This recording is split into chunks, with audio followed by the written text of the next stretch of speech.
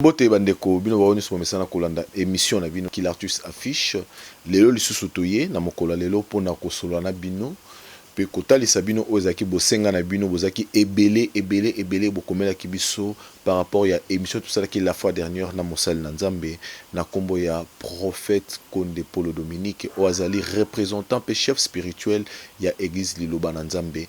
Sujet lelo ezali ni sujet lelo tozali kolobela sur les quatre enveloppes bokomela biso ngombo ba mystère na yango ezanini na yango wana na bosenga na bino tokendaki to beti pe sous porte et pas ya mosal na Nzambe to meka ko sola na ye alobi lokola ezali bino bana na Nzambe bozo osenga yango bino ba fidèle téléspectateur ya émission Kilartus affiche akoya ko répondre pe atali salibota na Nzambe oyo ezali tina nini ya 4 enveloppes wana na 4 enveloppes boyebi ezali bongo tozali na mutu tozali na nyama tozali na mbisi pe tozali na ndeke yango wana pona ko monopoliser parole te na pesi mosana Nzambe sa grandeur na pesi mbote mingi pas journaliste boni santé na yo oui kolazo batla na ngona yetata lingomba pe kolazo sala voilà mosana Nzambe lelo mato kende mingi te na échange na biso très releka dernièrement au expliquer qu'un peu zala un peu comme kozaki général to lebela ki sur le péché originel ma bana na Nzambe pe batlandi oyo balanda ki émission tout ça ma ki mingi na ngina loba na oyo etali les 4 enveloppes ben on mera ki kolobango d'une manière assez rapide mais ba komela ki biso ebele ba ngaki ba yeba yango wana thème ya lelo ezali mystère ya 4 enveloppes wana pona yo 4 enveloppes ezaniki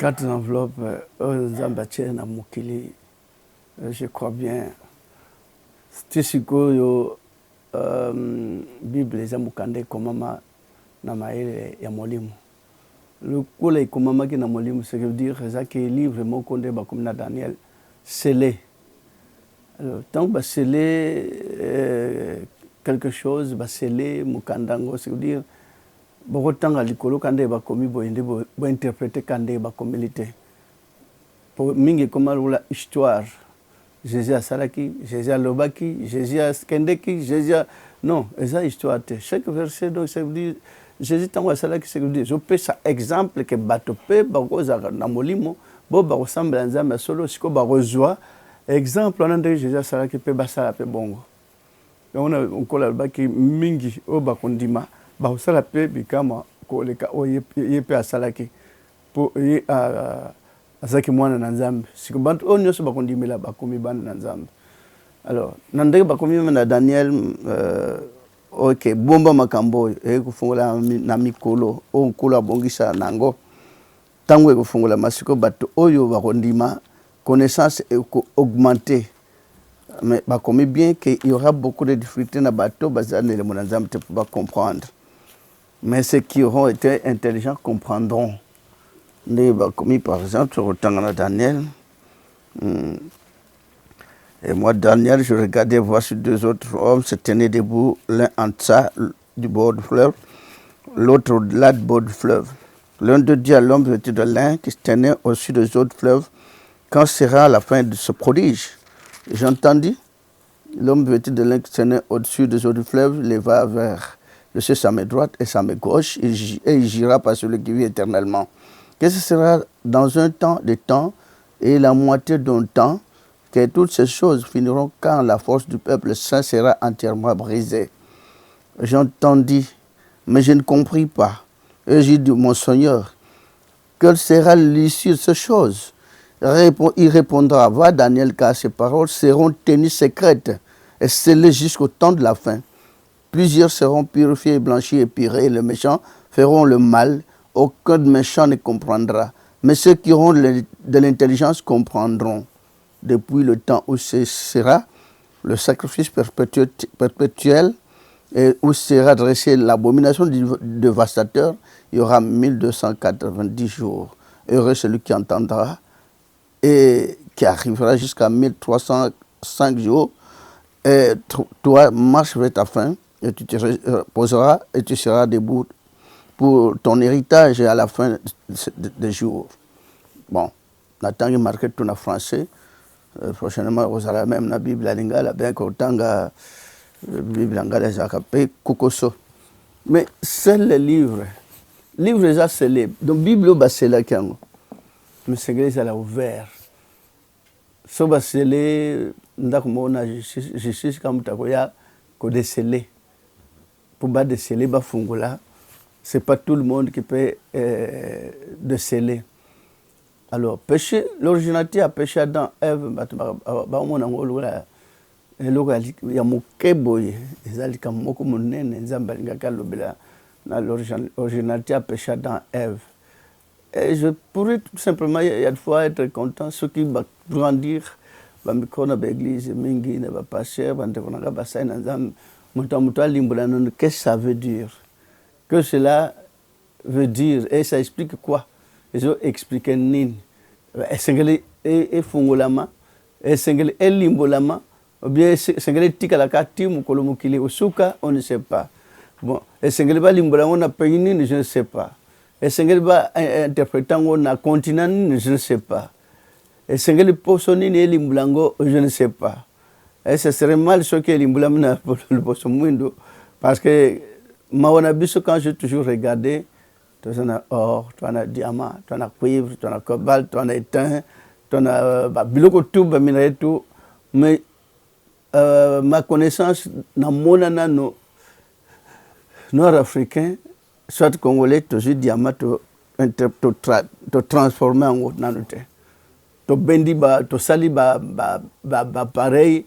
To timoli to tchena siama belepe bimisi pétrole nante monate est-ce que to monate que to tomber totalement très bas, mais yawe apesi opportunité bisonde na le poso yo na mboko to limbola l'originalité a péché dans Ève amonita nzamba tinda kama kamuna ye batamukeli bakansaka fo préparer na ndenge batamukeli balamba biloko. Or que yende azakana modèle na préparé kama peut subitement et brusquement peut akitsaka modèle azosal la makambo ndenge ya bongsela ki makambo. C'est originalité a péché dans Ève et limbolama. C'est limbolama na 1000 personnes te. C'est limbolama na 10 personnes te. C'est limbolama na 2 personnes te. Ya watinda ka occasion na mutu moko alimbolango. C'est pas une fierté pour na kengai muna limboli péché dans Ève.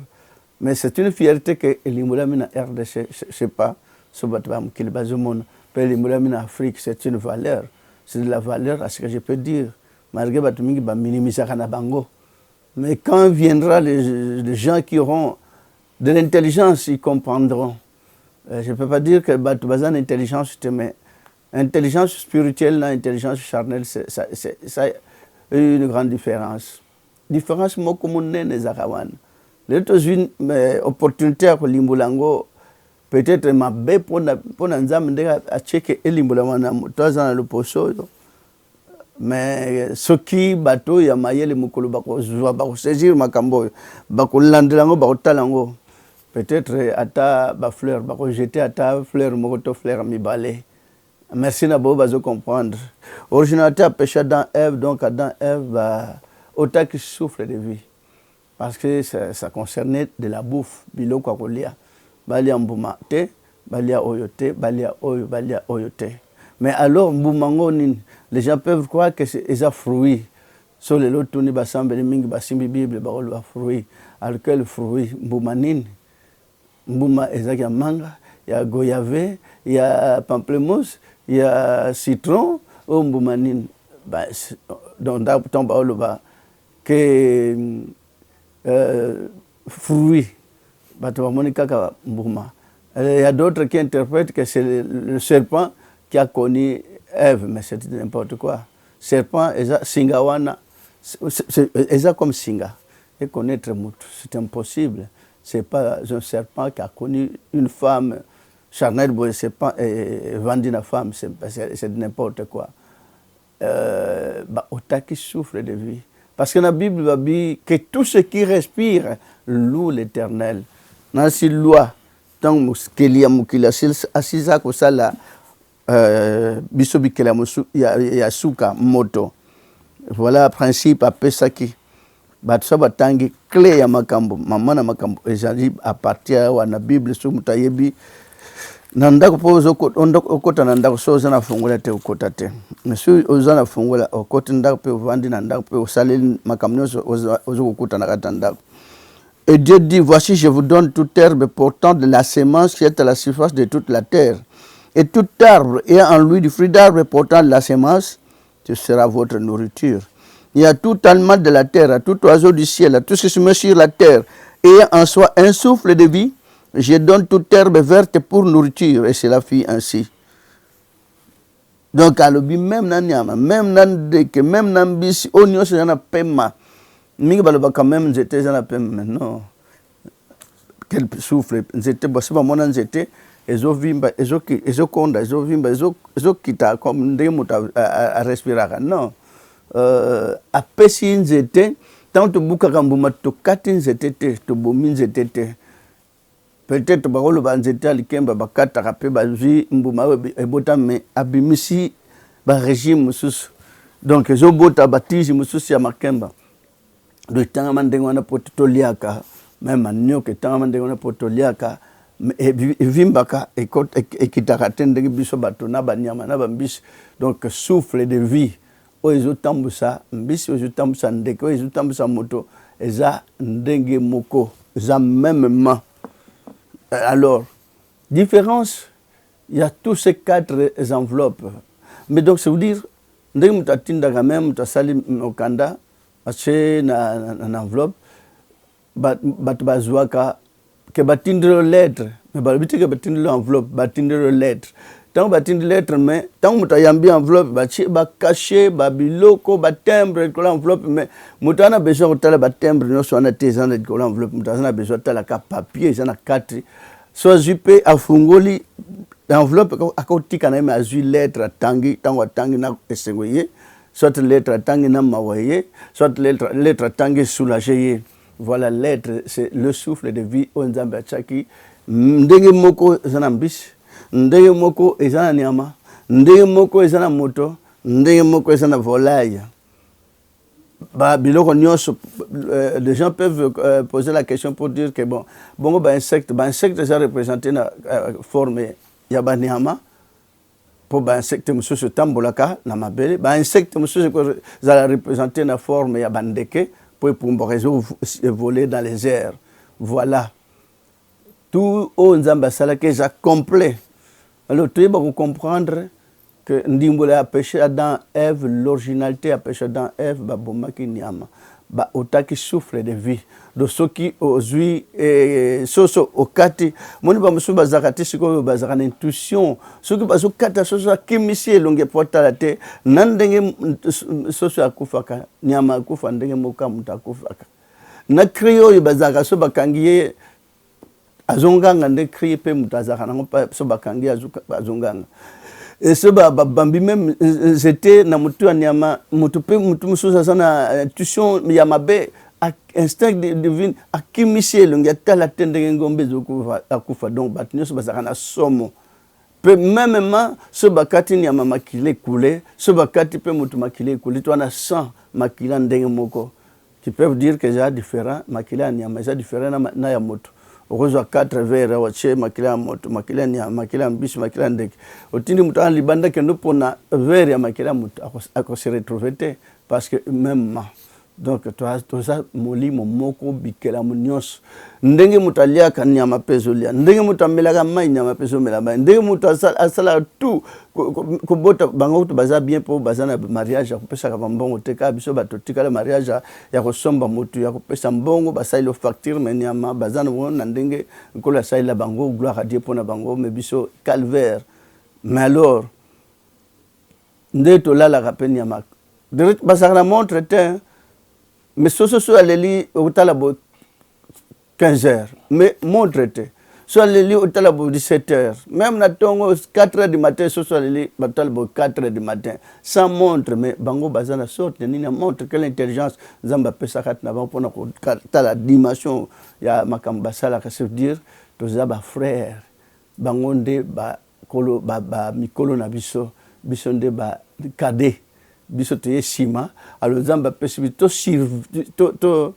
superviser to diriger ndenge ezaka na famille soki mwana suka botami bapara bazopesa affection makasi na mwana suka na biso tozaki po toboma biloko wana te tobatela yango yango wana na mokili topesami pouvoir po superviser ndenge nzambe alobaki l'homme domine sur la femme to superviser même maman et non manger.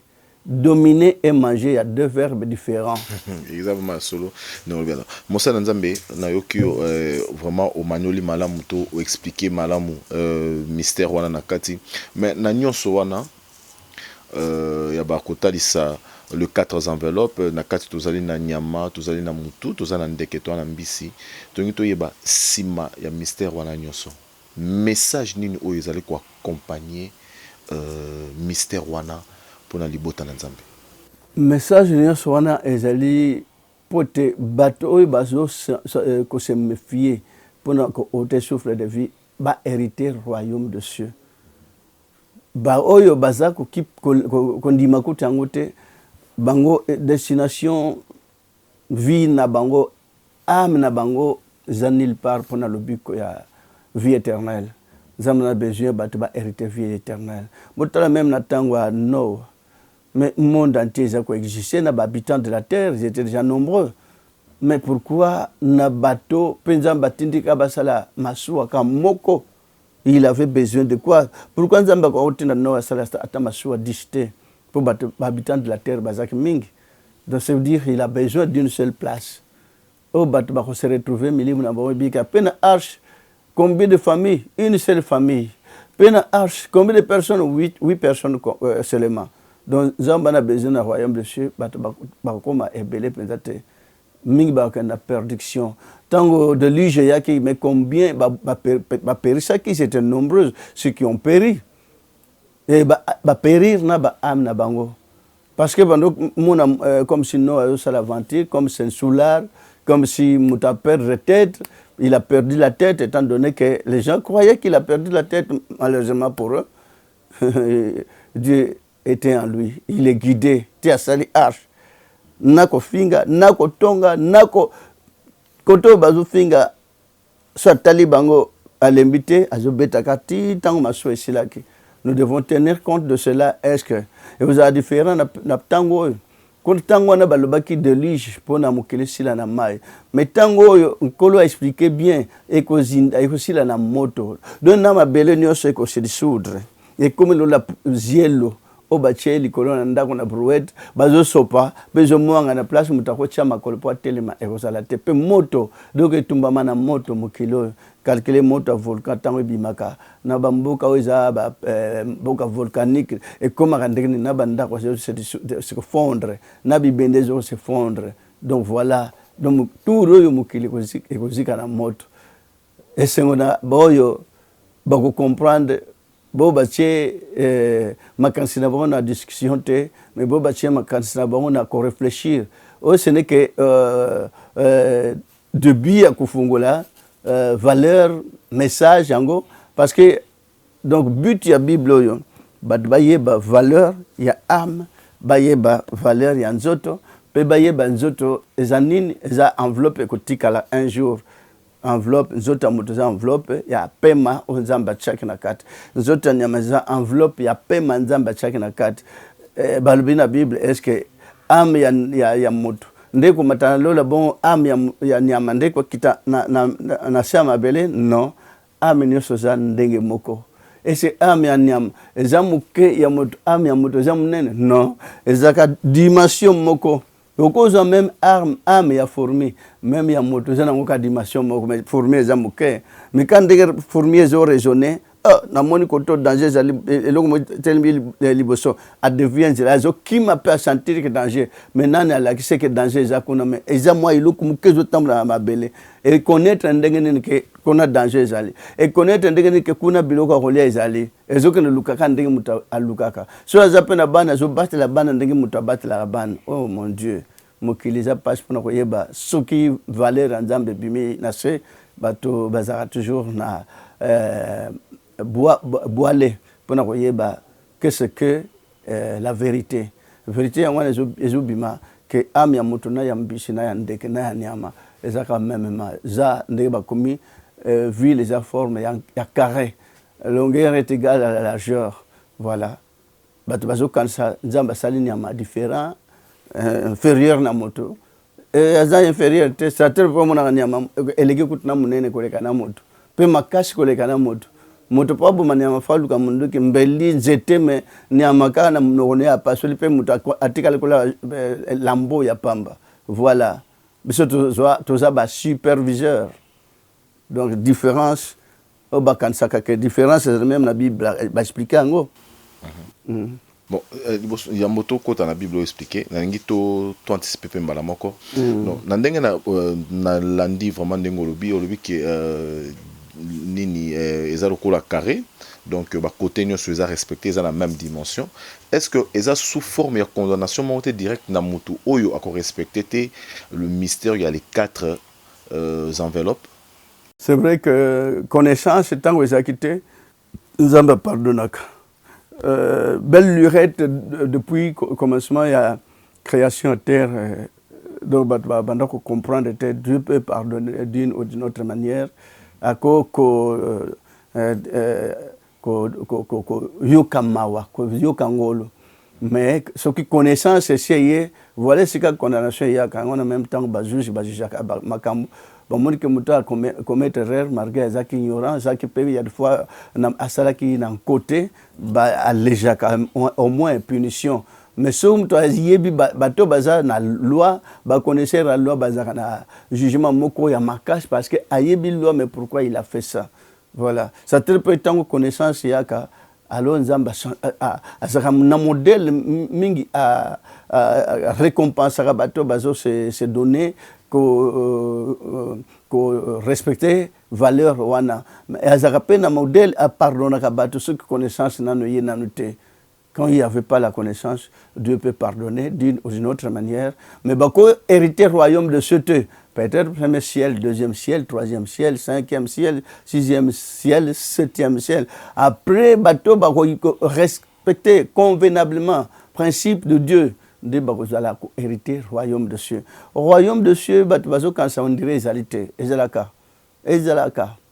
Parce que le trône de notre Dieu ils ont un royaume de ciel et toutes les 7 étapes de ciel ils sont dirigées par royaume de simbi royauté il y a ciel mandé to zakana bamboka quartier zali commune ezali district ezali après nini encore collectivité ezali village ezali présidence ezali mais batumusu bazana kishasa nan baniata na présidence te nan kutu baniata quartier général déjà différent voilà mokilizo et kozala toujours ndengwana pourquoi différence ya betape na betape ya ba juridiction c'est un peu compliqué mais bata connaissance ba complication on est facile comme bonjour mais pour respecter on peut pas dire que ndenge kolo alimboli l'originalité du péché Adam peut imposer monde que bon ya sauter mingi bakima kanegiji lo ba sona ke kuna na oliate batu mingi bazali na kati bazolia na bango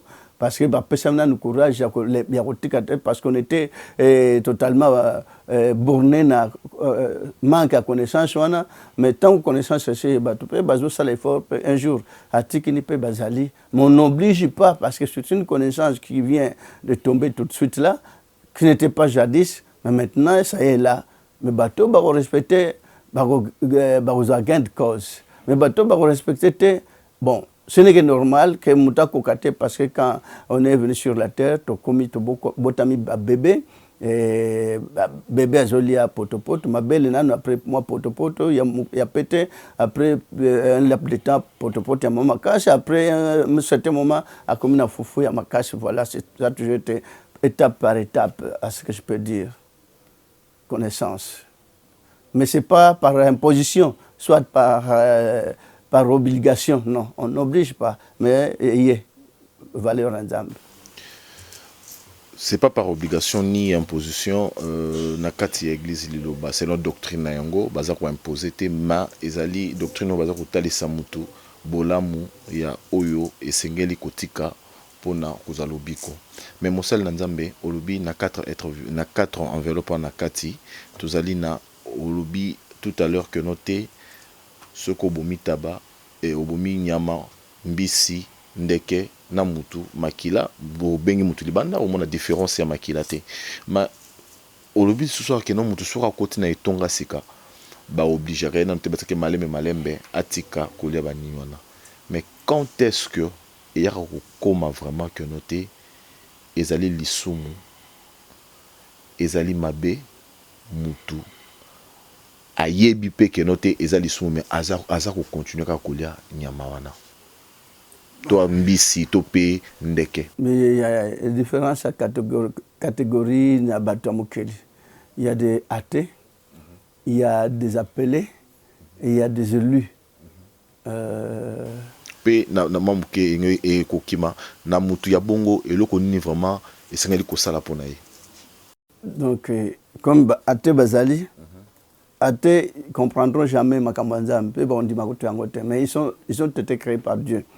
Ba païen ba yebi nzambe balingana bon nzambe pété tantôt ba semble nzambe de leur manière païen, mais pas convenablement. Ils allaient le samba le côté ya zo kota nekaka. Il n'a même pas l'intelligence à discerner que yawa na mona makambo au cadre pendate. Ils peuvent même pas comprendre. Les païens sont toujours comme ça. Après tout ça ba appelés. Les appelés, ils partent dans des églises, telle ou telle église, mais Dieu n'avait besoin que d'une seule église, malheureusement. Le diable a multiplié des églises pour mieux régner, ne sachant pas que dans le royaume de Dieu, tous les anges du ciel, Bayaka, se rassemblaient en un seul lieu, comme furent les camps enfants d'Israël. Tant Moïse a venu tellement en Israël, il n'y avait qu'un seul groupe, car devant Moïse, Israël Mobimba. Alors, maintenant, de notre temps, même Jésus t'envoya que les pharisiens semblent de leur manière, scribes de leur manière, principaux sacrificateurs de leur manière. Voilà. Les différences, il y a modèle, il y a le sambo. C'est à tel point que Jésus était venu pour contraindre Bango, à persuader Bango que Oyo, Tata Zolinga Tebosa, la cacao magam, Abibiso Toso Yaki avant, Tomba Mikolo Kuto, Tokoli Nango, Moya pour persuader Biso que Tolanda, voit et Botamsika, nous n'avons même pas besoin de cela. On a Zouaki option que Baboma, parce que Aïe déranger Bango. Or, qu'il y a qui déranger, il y a le Baki Kangana, yes, tout le monde est déjà. Moi, Namutazakat Nabino, royaume de Dieu, Bimelibino. Mais les gens ne voulaient même pas entendre que Jésus a le Makamandeng, il y a un royaume de Dieu, Bokonjanzambe, Bimelibino. Bon, Kalabazak n'a Bokonjanzambe. Donc, il dit à côté de prière, à Kansi, à comme déjà, Navaler, à Bokonjanzambe, que c'était une mauvaise pensée, une pensée charnelle, une pensée terrestre. Donc, Eli, Bango, ce qui a moni, à Talindegezali, puis à comprendre, par exemple, orienté d'une autre manière, même par vision, même par révélation, même par inspiration. Donc il a trois choses pour orienter ses élus.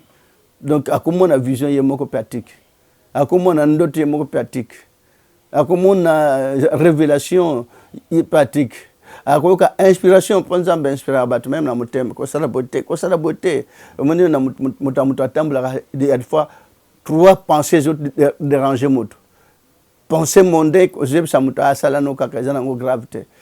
Penser à Satan et ya kapona ko sa kuto landa kuto na bakishi kota kuto na magie, ils ont un problème parce que tala na ndo landa kana nzoto sans kishi sans magie ozo gagner. Alors à côté si moto na biloko wana ko kendo signer ba contrat démoniaque.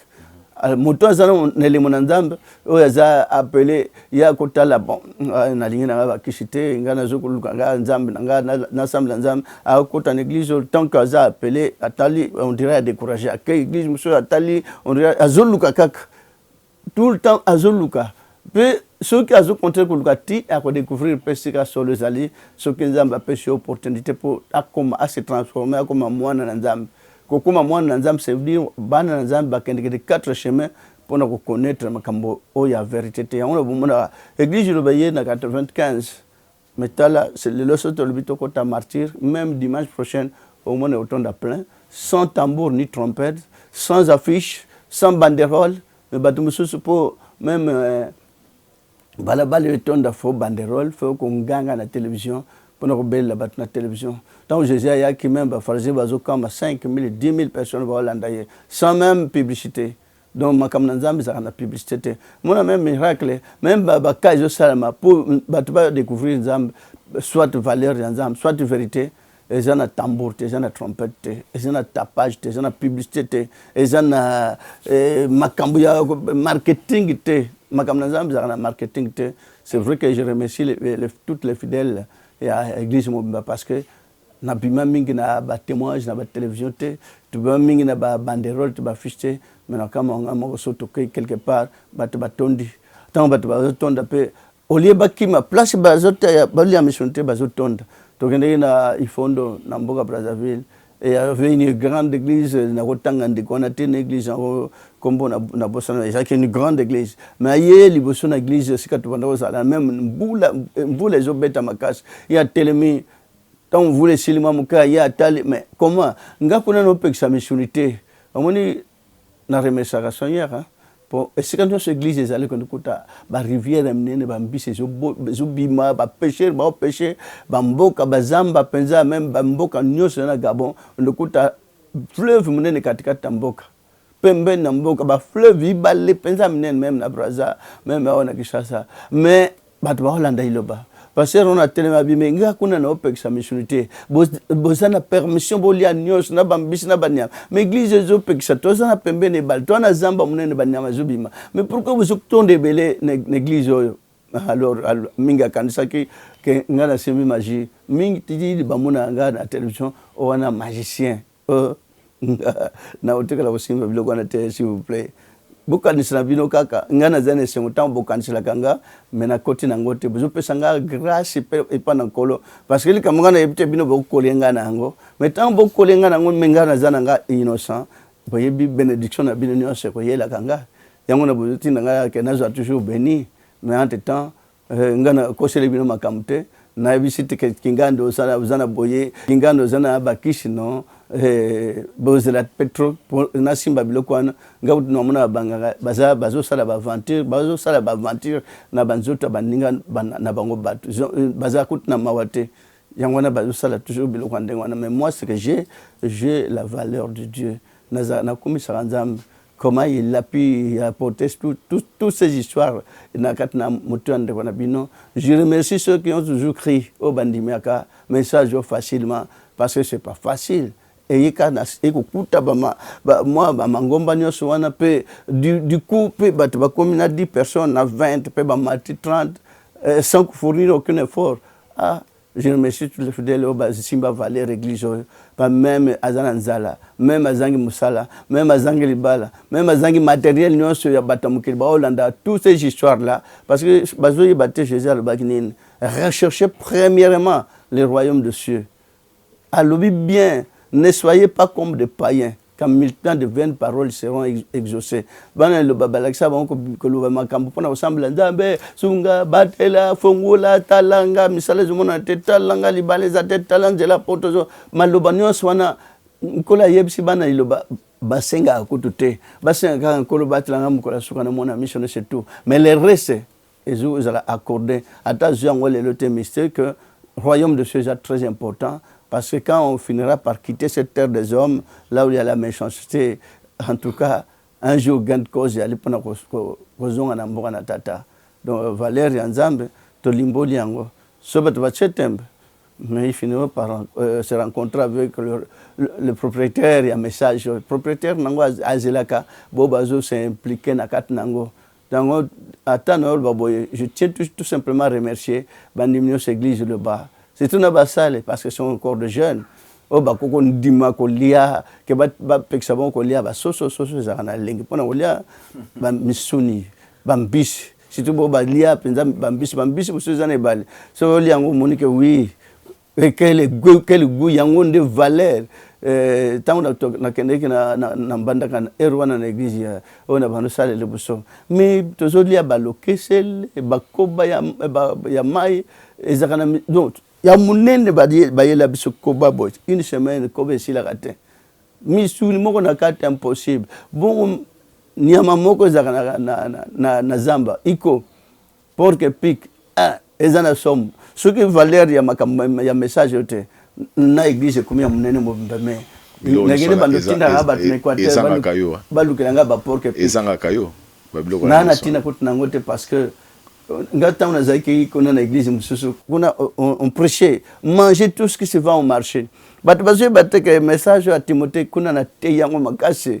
que dans les derniers temps il y aura des doctrines de faux, des doctrines de démons prescrivant de l'espace marié et de s'abstenir d'aliments. Ils savent pas que là message on a on a bando simbango bato bako buka na panzi parce que makamuna bando teya ne sachant pas que nkola pekisa. Malgré tout, les apôtres n'ont pas saisi le message de Jésus. On attend à Koufaki. Et un jour, à rejoindre bon, à Jérusalem, na quatre na Jérusalem, ndako zaki au Kangama, mais bon, on a comme ta Koufi. Botala bisonio sende to telemiao. To vandi bot. Ndako au Kangama. Tout le monde a comme tout kenda ukunda, abimele bisakoti ameto kima. To vanda kutute. Mais bapoto n'habite courage ni bazaki nango. Mutu bagenda kutika na liita mais abimele bango. Père tu na bosana nini? Ti akupitia azongi po atuna bango bozana nini ya kolia malheureusement babando ko tomber toujours na deux poissons na mapa mitano. Ils savaient pas que ils a piège pour tal est-ce que ba saisir ça qui message avant kufa ou pas alors il a qui ça que ba saisir ça qui message te Père Bibo yanango malgré lui il a béni et se multiplie encore. Alors à mon avis que c'est nakat na bango ils n'ont pas saisi valeur ya message wana yangwana abomba kiango na temps oyo donc on kola apesaki po eya ko zala limbola na bato ba koto sama kambango ba kozala na tango ezali tanayo tant kolo apesi pona ko limbola message wana. Nazo rappelé ba fidèles téléspectateurs ba oyo ba zubiso en cours peut-être que ba banda ki na biso te boyo zubiso ka sikoyo tozali kolobela sur le mystère. Il y a 4 enveloppes na 4 enveloppes on est tozali bongo na mutu tozali bongo na nyama tozali na mbisi pe tozali na ndeke nyoso mystère nango rapprochement nango ezali sur le souffle de vie oyo sa grandeur prophète Konde Paulo Dominique azali ko expliciter pe ko faire ko lakisa non seulement bana ya Nzambe ya église liloba mais peuple de Dieu, mais quand on dit peuple de Dieu, bananyos Nzambe akela na mokili oyo. Mais sa grandeur, motuna eye tango zoloba wana, tango zali ko expliquer mystère o tozali ko lobela lelo. Tomona ki na Ancien Testament, tomona ki tango Caïn along abomaki ndeko na ye Abel. Tout le monde qui parle la Bible, les autres exceptions quelque part que makila ya Caïn, il y a Abel pardon et gangaki et Nzambe ayoka kiango. Mais kasi lelo oyo soki motonde tozoloba abomi nyama. Est-ce que Nzambe ayoka ka makila kolela ya makila ya nyama wana to ya mbisi to ya ndeke? On a expliqué que oui, le rectangle mais à la forme d'un carré, donc longueur égale à la largeur. Donc na makila nyama na makila ya moto na makila mbisi na makila ndeke enganga ka avant mutakende. Yamona ba commis même na l'Ecclésiaste. Nana yebi que souffle nyama et kitaka na mabele bongo souffle ya moto et mataka na likolo. Nana yebisa bango ndenge wana. Donc nous faisons mawa parce que bato bazala toujours na confusion et puis bazo tambula toujours na confusion. Nous faisons souffle moko, nous faisons makila moko. Comme meurt l'un, meurt l'autre. Donc ndenge balbaka mutakufi, ndenge balbaka nyama kufi. Babarate nyama ce que sali ndenge na kufi. Donc okufa pe ya batu musu ba mona même o balinga ba nyama so nyama kufi. Awa koto na Afrique to na ba pompe funèbre ba nyama te to na cimetière ba nyama te na Europe.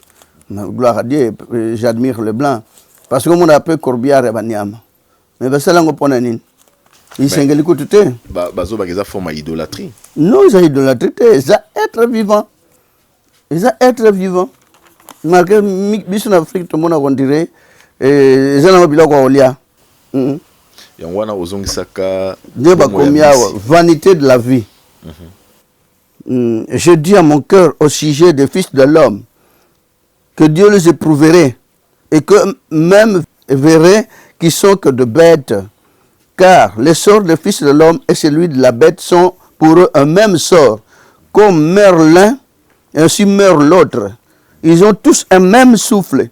Et la supériorité de l'homme sur la bête est nulle. Car tout est vanité, tout va dans un même lieu. Tout a été fait de la poussière et tout retourne à la poussière. Qui sait si le souffle du Fils de l'homme monte en haut et si le souffle de la bête descend en bas dans la terre? Je vis qu'il n'y a rien de mieux pour l'homme que de se réjouir de ses œuvres. C'est là sa part, car qui le fera jouir de ce qui sera après lui. Nana ebi ke souffle nyama nde kitaka na mabele bongo ya motema tana likolo même souffle. Donc on a la même valeur tous malgré tout to kitsa valeur ya banyama tout monde a ba jouer mais esengo na bato ba batela ka vie ya banyama. Donc s'occuper au bomi nyama et que nzambe ayoki amoni que osimbi makila nyama wana ozana etumu. C'est tel point même Caïn Abel, c'était un message clé pour Yangonande Bandeli, message à Sambeli. Il y a déjà faut qu'on offrir répondre un sacrifice. Mais alors, non à terre qui bango de la création de l'homme mutabandé déjà église et salaki. Yangono même Caïn, Abel, Abraham, Adam et Ève bando semble déjà les créations en moto, Zambé inspiré déjà pour glorifier à Dieu. Louer Dieu. Alors, bakende ce sacrifice, offrande na bango, mais baye bakende ni ko offrir nzambe. Malheureusement, Abel a offrir nyama. Pe babi ezaki offrande ya malamu. Alors, malgré tout, Caïn a pêché ba fruit ya champ. C'était une bonne idée. Mais le coup ezaki ba fruit ya champ, on lui luka ba fruit ya kitoko ya luki o nyoso si e baby. Ce cas va oya malam na sacrifice na yenge koma ya bien. Malheureusement, talan dengen zamba sali Abel muta offrir sacrifice ya malam. Mais pourquoi il n'a pas eu la force de défendre vie na ye vis-à-vis ya ene na ye?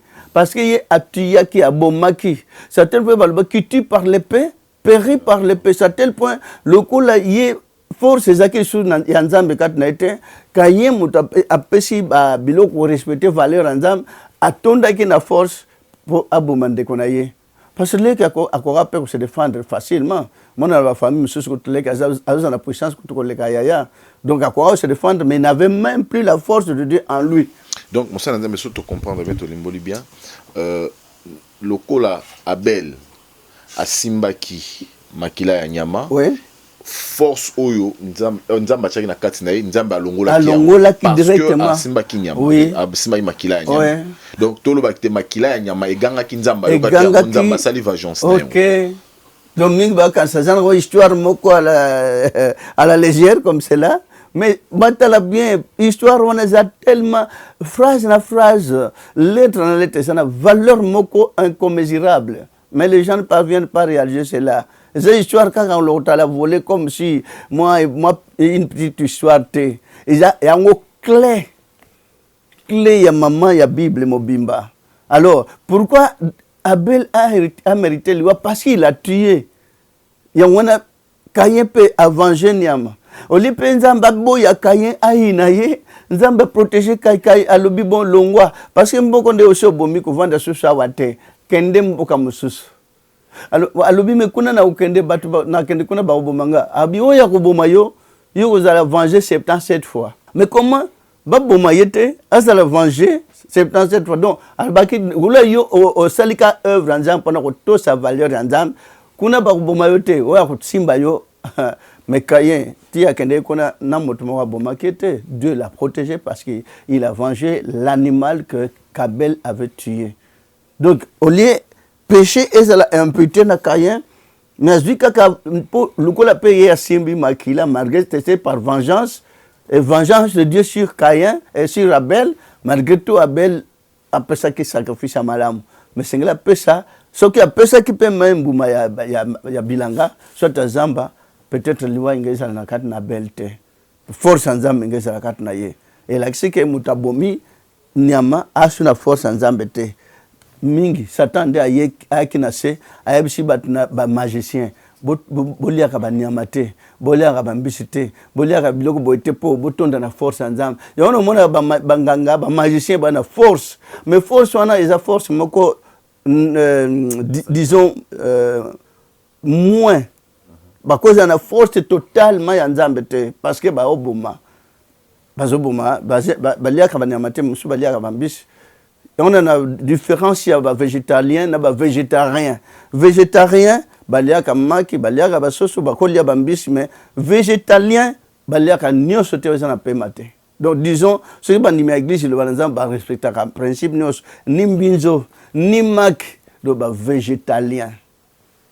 Donc nzambe pe azipendambo na mukilo na période oyo misuli tonda hein tanga nazaki na mukili ke nazo sambela bisambela wana nazape musana nzambe mais ngabo wayo yangonde na moto moko bo wayo don zombo c'est grave mutuni osuna sani funa bomana nango ndakala tango na uti mbujimani ndakala bitoi mais c'est grave donc suba kalinga ozo cha mais c'est terrible après nini susu tango nazaki na Équateur iko donc pour que pig mais c'est terrible hein après tant on a zaga na kisasa ya fana kekota ya fleuve kuna pona ça au bord du fleuve au que nous kuta moi marché mo zakiza la kuna donc ba ngolo ya minene ba katika mutuni osuna sana katikati kuna bino bobo na bino oh là là mais tanga na zagina kuna bakoyela nga ya makolo ya ngombe lokolo mimana ndako batumba ya kutumba bakalinga ya kukalinga lamba ya kulamba na bando kuma sona le e comme au salon dire manyuka na mondo na bando milo bilanga moko nana bandi kolo apesi nano ndimbola ngote na bando mona ngamoko gena baso le déjà ngombe umundi comme luka kirdan pour au bando longola kirdan mususo tiango na mino et comme pesa suba complication comme si bon et bandi ko so encore na modèle que dans ce tiango pe mabe mino ezongi na passe nango alors na bandi ko réaliser des gens que alors nani amango na si makolo musango mbezaki na ndako na occupé na omona so na talien on a kanda na biboli ya bosi sabile ko no kinga na oli al sauter mais j'étais pas encore il y a fois saisi un message wana den ko bandi ko kambanga. Mais c'est dommage. Tu m'as dit que ebal na biso za permet na mboka za ki ebal munene lobusi ko bandobo ya kubwa ka bona musika bangolu ya munene zo ya mais c'est grave. Donc bat ba yebite que uti pe musika na bi tout le goût ya banyama na ya bambish na bandek. Na regretta ka elo mo to bando boko la ba pigeon mais na li ata pigeon mo ko tena bando protéger ba pigeon wana mais na bi goût ya pigeon teti na zalia mais to bando ko sala même na 100 pigeon na ndako na biso na mboka mbatu babokola ba pigeon kande biso c'est dommage donc bablo nyonso batu ba discuter ba tiaka tembe sona mone même mutaza azo simba bible azo discuter ezo pesanga pasi nazo seka makasi na motema pe nako seka ya mawa na koyoka pasi ya esengo kasi pona kotala mutazo sambela mais atondi na ignorance endurcir mon thème mais je montre que oh c'est ça la valeur de Dieu donc on a imposé déjà comme si porte-parole kaka porte-parole a obligé à imposer raté na yebisaka makambo mokonzi ayebisi po yebisa population alors ba lobi to sa porte-parole te mais to sa parole d'honneur ya mokonzi. Voilà, tout sa parole d'honneur à Mokonzi. Déjà, tu commines à Souka, vraiment, émission, je crois 5 minutes. Mais tu as probablement minutes dans le bango, vraiment. Moussa Nzambe, tango o tu sabiso awa yo moko biloko banda ko lia o banda ko pesa o banda ko elengi na yango tangi kutuna ba kombo ebele misuku tunga na ebite na sepe bana Nzambe pe ba yebi ebele ba ebite ba sepe ba kamwe. Mais tango yo ko zo message il y a kosimba nyamate koboma nyamate ndekete mbisite na moninga na yo mutu repentance na yo likaka ndenge nini repentance parce que c'est supposé que tant message on est comme lieu oye ko réaliser que note o nyonso wana ezalaki mabe ezaki lokwa pe bana quelque sorte ko simba makila repentance no ezalaki ndenge nini? Ben ntango kola tiaka makambo na nzoto ya moto akoli na makambo ndenge mosusu après nzambe a changé valeur ya moto wana ndenge bapayen comme tout payen oyo bayebaki nzambe te ntango akomi na église andimi na église wana obondo oyoka ke moto atelemi bandeko ngai nazalaki mopakano me banda lelo nabongoli motema. On ne peut pas dire que mutabongoli motema te mais nandimeli nzambe po abanda ko transformer nga muke j'étais comme cela namona que j'étais dans les ténèbres mais maintenant na comme la lumière tant nazaki na ténèbres nazo tâtonner nazo ko banga est-ce que na chama ko na libulu bien na nyata iloko mabe mais tant na comme na lumière comme et kombaki na motema nanga alors tikala kana motema tata pesanga makasi na tosa valeur na yo. Il y a péché mortel et il y a péché immortel. Mutako sala berer nyonso na mukilio yango mona na kosambisa bazuzi so mutasali crime bomi et comme si mutuna liwate azana grâce moko azwaka ya ko pardonner pe ya ko pesa ka itumbo bien ko pesa kufuta amende mais so mutabomi a péché ya ko boma et pardonnable te. Alors na Bible ezaba péché mi baleza pardonnable te, péché ya ko blasphémer donc blasphémateur ba ozana principe na kozala pardonner mais bazo commettre crime que le péché sont mené être vivant na morte est différent et ça peut na pardon nango bakordaka pe moi amende kaka esili pe ba libérer dans quelques jours mais crime ya ko boma ndeka ezaka somta boyi moto yepe faut ba lukele mesure o komona que oui il mérite soit la mort mais gloire à Dieu. Lilobaye pour na robik chamelion na bato pour mokula suka to mona mboka na nzambe malheureusement ce que je peux dire et na kat na moto zal la moto moko ba mona peut-être nzambe lwa lokotaka bato na foule vraiment c'est vrai que je remercie mon Dieu parce que quand la ndenge na collé li pende que to comme famille moko très pauvre rejeté na coin recoin le plus reculé et à côté na biso alors je pourrais même pas réaliser bien que na kokola na bando ko mona que oui moi je verrai Dieu, même dans quel élo, même dans quel lobby, pour moi la vie m'a toujours été égale, ça m'est égal. La vie charnelle, vie à monde comme on a makambizo salama na mukili, et je peux s'assurer l'ingitaire au vivre na mukili. Pour mukili comme catastrophique, et comme n'attend to botamaki mukili zaki au sentir bonheur, peut baser pour protéger valeur ya mode. Mais pour le moment, la protection de l'homme n'est nulle part. Mutakomo vivre dans la jungle qui vit sur les qui vivent. Alors comme on a besoin vivre sur les qui vivent, même la vie na biso mona makambo salima zotala ngo tamba laksa na ba chaîne bino ba journaliste tamba laksa ka tale salimi kuna boy tale be craser mutu bona mutu ka tang mutu ke baluke bona ba chauffeur na comprendre mi colonio so ko balsa mitu ka mboka et comme on dirait monnaie courante. C'est pas normal. Ba pays musu tang na kende kito na salaka na zakana joie. Tout le monde a un accident de mon côté, attends un mois, 2 mois, dire, un accident de mon côté. Mais chez nous, peut-être, la population est croître, ma casse, ma trop, na mboga na biso, comme on a bloqué ce salima, bakuluna, bakote le bat, papier machette, mais les autres personnes posent à vivre dans mon qualité, parce que comme on dirait, besoin vivre dans la jungle, là où il n'y a personne à quoi intervenir s'il y a un problème. Et comme difficile auparavant, il y avait Batuyamawa. Aux autres problèmes, Bengi peut intervenir pour le moment. Et comme il est difficile, même na balabala, Bakuluna va attaquer Motu. Mais Batumosu peut baoleka. Mais ils ne peuvent pas demander qu'est-ce qu'il y a ici. Rien. Moutazo crier, boya. Mais Bazo attaquer, Batubaoleka na bango. Mais pourquoi le monde est changé, boy?